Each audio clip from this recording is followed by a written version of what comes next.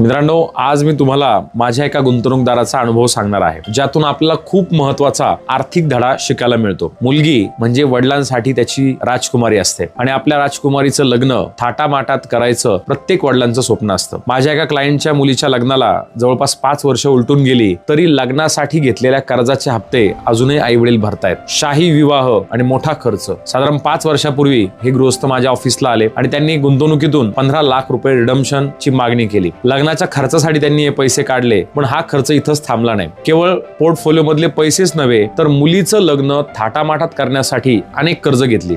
15 lakh PPF मधून काढले, 20 लाख सोसायटीतून कर्ज घेतलं, 10 लाखांचं पर्सनल लोन केलं, जेणेकरून अधिकाधिक रक्कम हातामध्ये असावी. आता एवढा मोठा निधी गोळा करून लग्न अगदी धूमधडाक्यात पार पाडलं. खर्च तर एवढा मोठा की लहान सहान गोष्टींवरती सुद्धा खूप मोठा खर्च केलेला होता. मोठं आलिशान मंगल कार्यालय, खूप सुंदर सजावट, इव्हेंट मॅनेजमेंटला त्यांनी हा इव्हेंट दिला होता. अगदी बारीक सारीक गोष्टींची तयारी त्यांनी त्या कंपनीला दिलेली होती. त्यासाठी खूप मोठा खर्च झाला. प्री वेडिंगच्या शूट साठी फोटोग्राफर आणि त्यांची टीम खास मुंबईवरून आली होती. ग्राहकाचा सामाजिक संपर्क जास्त असल्यामुळे मंगल कार्यालयात उभं राहायला पण जागा नव्हती, एवढी गर्दी.